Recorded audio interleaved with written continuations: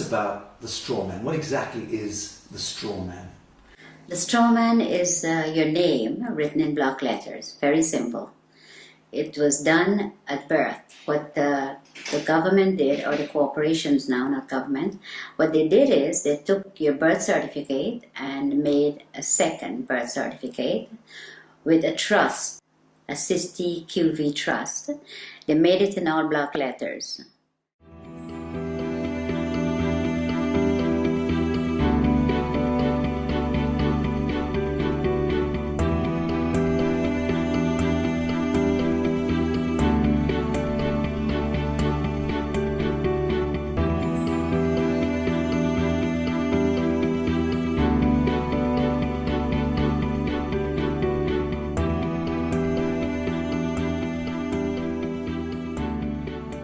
And for them to interact with you, they have to interact with you as a fiction, because they're all corporations. Corporation cannot interact with real people.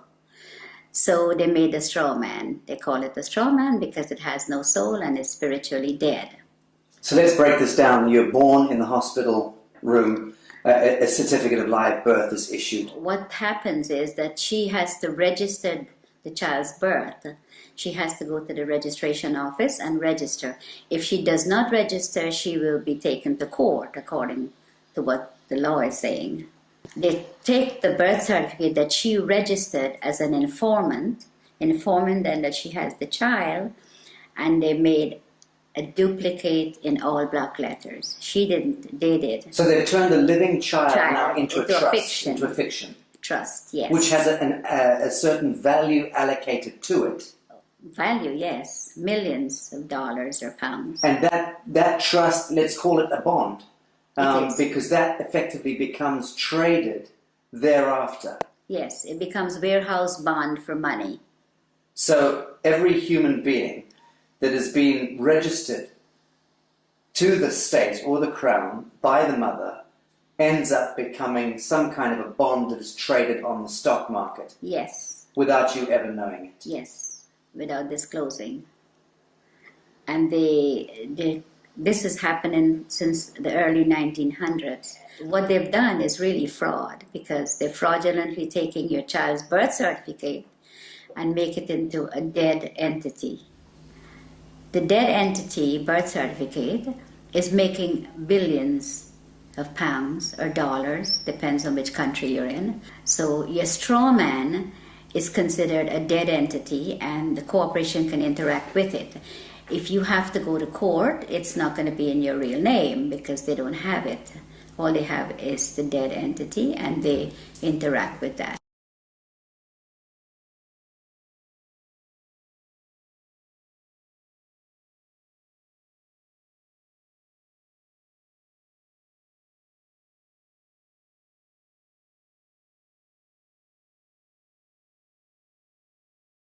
So who is reaping the rewards of the value of your bond as it's being traded? I would say the Federal Reserve, which belongs to the royal family, and the HMRC, IRS, these are the people where your money goes once you are registered. The mother registers you, that's where the money goes, to them. Okay, let's talk about the difference between your signature and your autograph. Okay, a signature is under the UCC, which is the fiction, the straw man. Your autograph is the real person.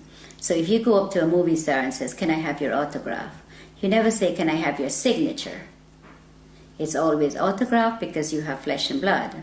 Signature is what you're signing every time they can go into your account and take money. And every time you do sign a piece of paper, you can bet that that signature of yours is being monetized, securitized. It is. By the banks, by everybody that you, wherever you sign, credit cards, everything that you sign, they're getting funds off your trust fund from that birth certificate. Okay, so fees and all sorts of things and invisible costs are being discharged against your birth bond in that sense? Yes. Without you ever knowing about it? Without you ever knowing about it, yes. It was never disclosed to you. All the stuff was done without disclosing, And it's deception, it's fraud, and it's happening every day to everyone that's outside the inner circle. Okay, let's talk about the court system, because invariably your signatures lead you into a courtroom at some point, you know, whether it's for, and under the aegis of the court system, whether it's a marriage, a birth, a death, a registration of land, whatever. So we understand a little about the distinction between the signature and the autograph. What exactly is a court of law? Well, at the moment we don't have a court of law. We have a color of law, which is fiction. So when you go into a court system here or in America, you walk into a system where there is no law. So it is lawless. So when you go in there and you speak to somebody doing business as a judge, there is no judge. You could ask the judge to see his oath. He doesn't have one. He's a cashier. Yeah, he's a banker. A banker. Yes. So when you sign any papers in the court, that's when he gets paid out of your 60 QV trust on your birth certificate. That's where he gets the money. If you go into the court, you still lose because it is not a court of law for you. In a situation like that, when should you use your signature and sign something, and when shouldn't you? There's a special way of, under the UCC, we go back to that, there's a special way of signing without responsibility for your signature. So that if you sign in the special way according to the UCC, you're not responsible for anything that's on the paper. Okay. Now, for the layman, describe UCC. What are we talking about? Okay. What is the UCC? The UCC is a set of codes that was set up over 100 years ago by lawyers. And with the Uniform Commercial Code comes contract law. It's all to do with contract. So we are not under any law. We're just under contract. Someone could call you up and says, oh, would you like the contract with me to get TV license or to get something that you need, and you contract. Telephone, everything is contract, everything. And under the UCC, you do not have to sign. A stamped signature or a typed up signature is considered signed under the UCC. So when you get a letter in the mail and it has no signature, or it just have a stamped signature, then it is considered signed. The UCC is very, very important for people to learn about what's going on with their lives, because we are under contract law, no other law. There is no law at all. In America, the court system is operated under military. When you walk into a courtroom, I don't care which courtroom, if it's a higher court or a lower court, they're under the military. Now you walk in there and you're not a military member, and you're not told that you've been tried under the military. If you mention the Constitution, the judge says it does not apply in my courtroom. But you don't know what he's saying, because you don't know what they're doing to you when you're there. And all of that language is designed to confuse the hell out of you. Yes, it's designed under the UCC, and they know. They know what they're doing, and they know how to manipulate you. So you're saying all judges are very schooled and versed in UCC? Yes. They're taken to special training schools in order to learn this? Yeah, the president appoints all the federal judges in America. And they go to Scottsdale, Arizona and Reno, Nevada to train how to apply this fraud contract in the courtroom. And in the United Kingdom? The United Kingdom, majority of the judges here in the United Kingdom are not judges. They're just doing business. They might be a retired lawyer. They're doing business as judge. And so-called judges in Malawi and in Canada? All of them, exactly the same system. They're under the UCC. Okay, I want to talk about some mundane issues. Who owns your car? The DVLA in England. In the United Kingdom? Yes. Department of Vehicle Licensing right. Agency. Okay. Yes. Well, the DVLA owns the car. It tells you on your registration, you are not the owner. You are just the registered keeper. Now, if you look up registered keeper, it says a person who is responsible for taking care of the vehicle pay the taxes, pay the license, pay the insurance, and take care of it. But the DVLA could take it from you anytime they feel like. Crush it.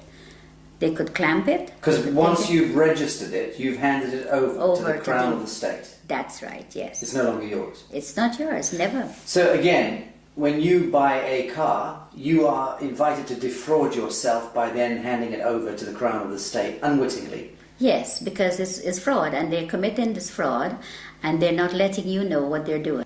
They make millions, hundreds of millions. The highway belongs to us. They says you have to pay to drive on the road. You don't. The DVLA is just a corporation set up by the Crown. All these corporations are set up by the Crown. The HMRC, the DVLA, they all do the same thing. So if you look carefully at your registration, it tells you right there. And in the United States of America, it's not the DVLA. What's the equivalent? It's the Department of Motor Vehicles. And again, they invite you to register the vehicle to them. Yes. They become the owner. They become the owner. The only reason to have a license when you drive a car is if you're doing taxi service or doing it for business.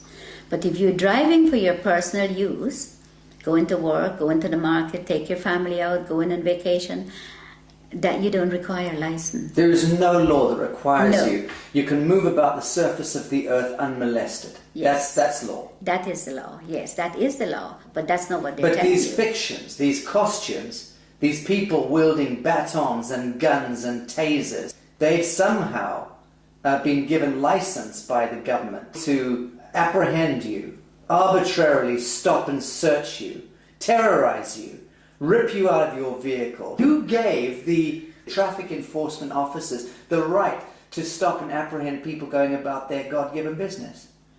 The corporations that they're under. The police are not constables.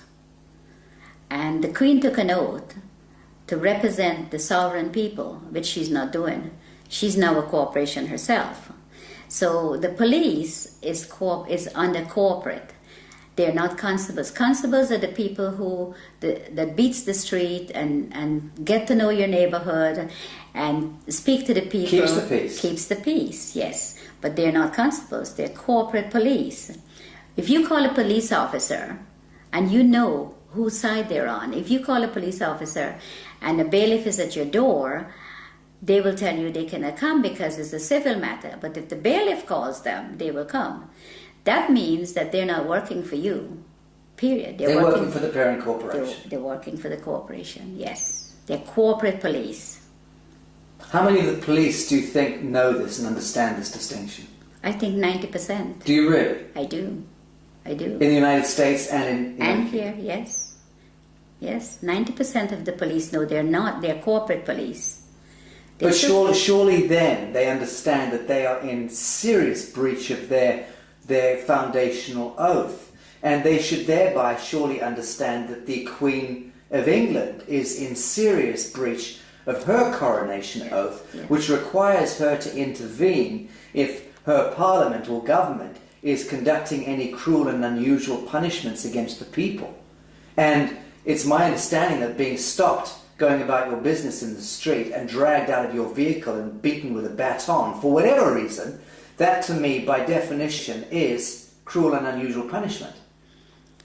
Okay, but they're given that permission to do that by the corporation they're in. They are given. If they were not given that permission, they could not have done that. They could not drag you out of your car or molest you or take you to the station for no reason. But it's not a law that gives them the right. It's a statute. It's a technocratic words on paper, statutes that have allowed them contractually to go ahead and beat the citizenry, right? Okay, yes. But it's not lawful. No, it's not. It's entirely not. unlawful. It's legal and it's fraud. Fraudulent activities, and they're being backed up by their corporate headquarters. So you cannot win because there's always somebody there to protect them, and they know that. So let's drill down into this. A policeman is there and should be able to respond to a living soul doing injury against another living soul. If they witness that, they have every right to intervene. In the same way that you and I can conduct a citizen's arrest. If we see that somebody's being harmed, we should step in and try to intervene. But that's really as far as it goes. They have no business trying to commercialize human beings and penalize us for walking across streets or for not stopping at an amber light or whatever. All of that stuff is just nonsense dreamt up by the corporation. It is. Right. Yes, it is. It's all fraud. Everything they do. And that's why they're giving the opportunity to do this to the sovereign people. Because the sovereign people are ignorant of the Uniform Commercial Code and contract law and how these people operate. They go into the court and they do the same thing. You tell them, don't go. Even if you don't go into the court, they still fine you for the same thing as if you go into the court. But if you go into the court and the police takes you there, then you never win unless you know the law. And they know that you do not know the contract law and that you're under contract and you're walking into a trap. You go in there and the police or whoever is going in there with you, it's always they're the ones who win. You never win. Let's, for instance, say you're driving down the street, you have not hurt anyone, and you got stopped by the police. And the police breathalyze you and says, I have to take you in or I have to fine you. Or both of those. Who did you hurt? Who did you hurt? Who are you going to be paying this money to? You didn't hurt anyone. There's no victim. There's no victim. You have to be a victim under the common law. For there to be a crime. For there to be a crime. It's as simple as that. It is as simple as that, because to give you a ticket or to book you and take you to the station, who did you hurt? There is no one that you have hurt. That's just a commercial penalty. It is a commercial penalty. Okay, so we're getting the picture here that the court systems, the justice system, the policing system, all of these systems are designed to commercialize human beings, harvest them monetarily. Yes. Right. Yes. Very, very little of that expenditure, that energy goes towards keeping the peace. Oh, none of it goes towards keeping the peace. They don't keep the peace. All they do is they create the problem and then they find a solution. And then sell you that solution. Yes. And then penalize you if you don't accept the solution. That's right. Right, sounds like a very rigged casino to me, rotten to the core. It is. And it seems to me that the average human being would, if they understood this, would utterly reject this system. Of course. If they understood it. Of course. But of course most people are completely indentured to it. Yes. Are mind controlled. Yes. Reading the newspapers, watching the television, and repeating verbatim the bullshit that's taught to them. Yes. So the truth is, it seems to me that human beings are not predisposed toward hurting one another. We don't enjoy going to war. No. We don't enjoy hurting each other. Yes. In the main, most people get along and just want to get along. Of course. But the systems conspire Yes. with a model of scarcity economics and drive war and disease and poverty. Of course. That's the only way they can make money. When this Prime Minister said she's going to give 300 billion to the common market, where do you think she's getting the money? Not from your wages that you pay taxes on. That's a different set of money. She gets it from your trust fund, from your birth certificate. That's where they get the money to build the roads and do everything you could think of. So they're discharging billions and billions and billions of dollars against our birth bonds without ever disclosing that to her. Of course. Without there ever being an audit or any accounting for it. Of course, because nobody's asking. Right. And even if you do ask, they give you a hard time to tell you about it.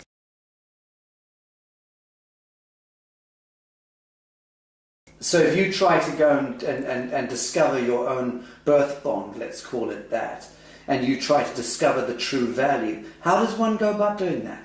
You apply to the Federal Reserve for it. There's forms that you can fill in, and you can, once you find the bonds and the serial numbers, you can get it from the Federal Reserve because they have it. And you can then discover the value of your bond? Of course. And the average, let's say, 50-year-old in the United States would be worth what? A 50-year-old in the United States, it could be worth hundreds of millions.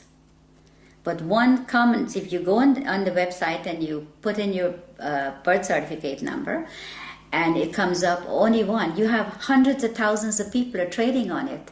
Right. That's only one that you know of. I think what I'm getting at is, what do you think it would be the median value of the average 50-year-old by the time they turn 50 in the United States? What is being traded I would say, in their name? I would say maybe $1 billion, over $1 billion. Right. has been traded. Okay. Because when I checked, on one of my numbers is over 283,000 people are trading on it. Can you imagine how much money that is? So when we hear that the US has a debt of $23 trillion or whatever it is, that fictitious money was all pumped out of the air, but effectively it was discharged against the value of Yes. the people. Yes. Right, so that's where the fiction emerges. Yes. And it becomes this huge imbalance that no one quite understands. How on earth did we get that much money? They just made it up as they go along and tell us what they want to tell us. Yes, but they'll validate the making up of that money by, on paper, discharging it against the value of the citizenry. And the citizens' gold, our sovereign gold. We have gold. For every pound that if you weigh 8 pounds at birth, you have 8 pounds of gold set aside for you. Assigned to you by whom? By the Crown. In England? Yes. And in the United States? Yes. By the Treasury? Yes. And because the United States is owned by the Crown. Let's okay. So let's say there's 200 odd nations of the world. There's hundreds and hundreds of small island states.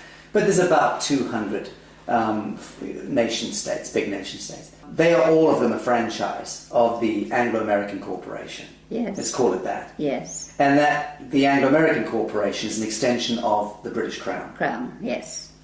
And the British Crown is collateralized by what, or backed by what? Gold. And by the people. The hundreds of millions of people. The British Empire has just went on the ground. It's still there. Controls the Bank of International Settlements, yes. controls all the reserve banks around the world and yes, so on. Yes. Correct. So at what point do you believe the world sees through this grotesque fiction and then addresses the source code and then writes it? I think if people get to know what the UCC and the contract law does, and your straw man is your main problem. Once you can control your straw man, and it is yours and not theirs anymore, then you're in the right path. This is beautiful what you just said. You're talking about reclaiming the fiction that was established, the false light. Yes. Reclaiming the false light that was established in your name, given your identity, so to speak, at birth, without your knowledge. You're talking about us needing to reclaim that false light and step into ourselves, our true selves, as a people of the world, in order to reclaim reality from the fiction. Yes. That's powerful. Yes, it is. And that's what I think everyone needs to do. All the sovereign people that's in poverty and whatever they put us in, that's what we need to do. We need to reclaim that, what they are making money on. That is ours. Then you wouldn't have wars, you wouldn't have people fighting for money, you wouldn't have poor people. Everybody will be okay. Everybody. But they do not want you to. If you do that, that will break down their system, and they do not want that. So once you know, you need to get into it, and you need to start reclaiming your straw man. It is yours. Now, Bibi, you learnt all of this the hard way. You were sitting in your office in the United States running a very successful real estate business a number of years ago. Very successful, selling 20 to 30 properties every month. Yes. You had a lot of your own properties, you were living there with your family. Yes. Life was good. Yes. And into your office walked a corrupt policeman and an IRS agent. Yes. And these gentlemen effectively put you on the spot, told you that there was one of your clients that you were selling a house to was a drug dealer. Yes. And which you had no idea. Yes. How would you know? And they effectively then tried to pin this a crime onto you by suggesting that you were effectively receiving laundered funds. Yes. And out of the blue, your life turned into some grotesque horror story. Yes. You were dragged into court, and the next thing, you were put in prison for 8 years. Yes. Your life destroyed. Yes. And that was where you learnt law. Tell us about this. Well, when I went to trial, and I I thought, well, how could they do this? I have shown for 10 years my bank statements, so they see that I had no money was laundered by me. The gentleman I sold the property to brought $5,000 of his own money, and he got a loan from the bank for the difference. And the bank loan officer testified at my trial, but I end up in prison. And I wondered how they did it. I thought, well, there has to be something that I've missed. I saw in the courtroom what was displayed, it was all acting. Like everybody, like we were in a theater, and they were acting, and I was a victim. Role playing. Yes, the lawyers, the prosecutor, they were all. My lawyer guaranteed my freedom, and I got sentenced to 8 years. Now, when I got locked up, my main aim was to find out how I end up there. Without doing, and I had over $1 million of real estate paid for, money in the bank. My children finished university. We were in a very comfortable, very hard-working family, very comfortable position. And I thought, no, it has to be something wrong, something they did that I couldn't see. And for every single day, for 7 years, I learned every single day. Christmas, birthdays, every day. You studied? I studied. You studied law? Yes. And you understand that you came to understand the highest expression of law, this UCC law. Yes. And what they're doing and how they could get you in there and how they could lie, how they commit fraud. And they all thought they were all laughing when I was found guilty, like, well, they get paid, you see. I didn't know, lots of money. I didn't know at the time. And these people, I was in the prison, and there were hundreds of women that were there that was in the same position as I was. They were tricked into the system. Yes, they didn't do anything. And then once they're in prison, they're having a prison bond issued. Oh, yes. And then their prison bond is traded on the stock market, Yes. making huge amounts of money. With their numbers, yeah. And they're relegated to becoming slave workers. Yes. And no one's told this. No, they get 12 cents per day. The food that was served in the kitchen was from the Gulf War. Cans of meat and all kinds of stuff. And they said the prison is not making any money, and they're telling the people out there that the prisons are losing money, and all these drug dealers and all these people coming into prison, and we don't have enough money. That's a lie. They're making thousands of dollars a day per prisoner. I know it's at least $3,000 a day. Yes. Per prisoner. But they invest into the prison system, into Unicor. Prisons for profit. Prisons for profit. Disgusting. And they invest in the prisons, and they make hundreds of billions of dollars. And the prisoners get 12 cents a day, and the food that they feed the prisoners... Not fit for dogs. No, it comes from the farms, and they get tax write-off on it. The chicken may be 2-3 months old, and all kinds of stuff. They serve horse meat for beef. Well, you're about to launch an online workshop and tutorials through the Newark University, teaching UCC and explaining to people from around the world how they can navigate their situation, whatever their situation may be, because all of us are facing penalties and cruel and unusual punishments. But let's discuss something as mundane as a parking ticket, okay? Something that everybody understands. What are the do's and don'ts? You've just gone back to your vehicle and there's a parking ticket on it. It's parking tickets are a contract. You do not have a contract with your council. They put a ticket on there. There's no contract, so you don't have to pay that ticket. So what are your steps? You send the ticket back to them. No contract. And you tell them no contract. They have to produce a contract where you sign to say that if you park somewhere that you're not supposed to, you will have to pay the ticket. I remember someone showing me a ticket not so long ago, and the ticket had a CEO, it says CEO on the ticket, and a signature. CEO? Yes. Chief Executive Officer? Yes. So I sent the ticket back to the CEO, And I asked him, when was he there at 8 o'clock at night putting tickets on the cars? It just goes to show that people do not look at their tickets either because they don't know. And it's very sad because a parking ticket, why should you have to pay for parking when you own the roads? We own it. We own everything. So you've sent your parking ticket back with no contract on it. What are the next steps that they're likely to take?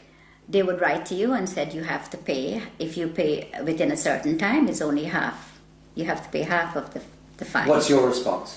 My response is I don't have to pay any because I don't have a contract with you. So again, you ask them, show me the contract. Yeah. I send them a letter and I ask them, I said, okay, the person that you addressed in this letter is spiritually dead and have no soul, which is your straw man. The straw man. Yes. And I said that I had not given you permission to use it to make money. And there's a fine behind this of £250,000 every time you use it. They refused to answer, so I sent them, the following letter was a default letter. I says, you're now in default for not responding. Because that's what they're going to do to you. So you played law against them? Yes. Good. Yes. So when I sent them that, 5 days later, I received a letter stating that the account is closed and I do not owe. Very good. Thank you for that. Well, that's rather straightforward. Let's discuss mortgages, because this is the bane of most people's existence, is needing to secure their home. Everyone has the right to a home in this world. And mortgages, I mean, what's the etymology of mortgage in the first instance? Death grip, isn't it? Yes, it is. It is. Mortgage means death grip in French. Well, the mortgage is what they do is just a front. Because the minute you miss a payment, when you get a mortgage from the bank, they're after you. The first time you miss a payment, it goes straight into the insurance company that the mortgage company have. And they want you to miss a payment. And they want you to miss a payment because they don't lend you money. But let's go back. Your house is, let's say, worth $100,000. Now, when you apply for a mortgage, they don't have the $100,000. But you come along with your block black capital signature, you sign the application, they then monetize your signature by having $100,000 worth of your value discharged against your treasury bond. Yes. That money they then lend to you, and they double dip because they then get you to pay that money back plus interest. What they do is they don't lend you that. They don't lend you anything.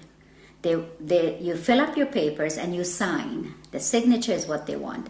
Then they tell you, okay, you have to be a good boy and you have to be a good credit and you can borrow from me. So they lend you a piece of paper that you sign with very fine writing in the back. That's where the legalese comes in because that's what they do. Then you sign it, signature. They take that and they tell you, okay, the funds will be ready in 2 to 3 days to come back. The following day with the signature, they go into your trust fund and they get paid the $100,000. They never disclose to you that, okay, we got paid, so the house is now yours. No. They come back when you go, and the third day, they've already got their money. They say to you, okay, this is the agreement. You pay so much every month, the interest rate, all that you've already signed for.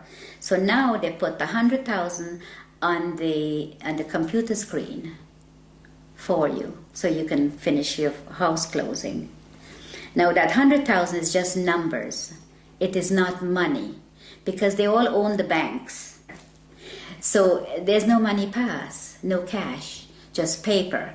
But they have your $100,000 already. If you don't pay, they take the house. They don't want nothing. They want the property because the money is just paper. It has no value.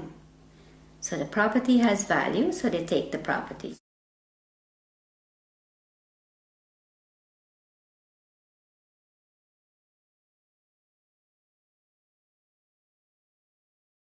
So let's talk about allodium title. What is allodium title? Why is it so important? Okay, allodium title is important because you do not own the land. They tell you it's freehold, but it's not freehold. The land is owned by the Crown. All the land in England. I'm a farmer in Minnesota, and you're saying that my land is owned by the Queen. Yes. I'm a farmer in Mozambique, your land is owned by the Queen. The Queen of England. The Queen of England. She owns all the land. So what happens is you own that piece of brick that's sitting on it that they call freehold or your house. You own that. You don't own the land. So the land, the allodium title, is to own your land. So you can put a sign up and says no trespassing, private property. When you put that sign up, you have to own the land. Because owning the house doesn't mean anything. It's the land they want. See, the bank takes the house, which is part of the crown, and the crown owns the land. That's how it works. And you don't own anything. Ever. Ever. You are just a mere user. So long as you are acting as your straw man. Now, when we reclaim ourselves from this fiction, and we do it as a people, many of us do it, what then do you see? How do you see the dissolution of government, the dissolution of this behemoth, this Molochite monster that has taken over our lives, indentured us into bonded slavery all around the world, 7 billion souls, owned and controlled, indentured to a couple of hundred National Reserve banks themselves, indentured into the Bank of International Settlements, that controlled through the US Treasury, the Federal Reserve, the IFC, the IMF, the World Bank, and so on, back to the Crown of England, and behind that, the Vatican. So all of that grotesquerie, that fiction, when do you see us as a people of the world reclaiming real reality from that fiction? And how is that likely to play out? I think if people get to know and they come together, it doesn't take hundreds of millions. 1 million sovereigns get together can make a hell of a lot of difference, because the word spreads from one to the other. And once people get to know that this is what is being done to them, it's going to be like wildfire. Once people get to know the law, what they're under, and what they're doing to them, and how they're making... You see, they make things to distract you, like the news and all this fake, all this stuff, television, and this is what they do. So once people can get together, if 100 people go to the bank and all keep taking out £100, before the end of the day, the bank will close. It's very simple if people get to understand what's going on. And it would be good for them to know, because we need to stop this. We need to stop what they're doing to people, hurting people for no reason, put people in poverty.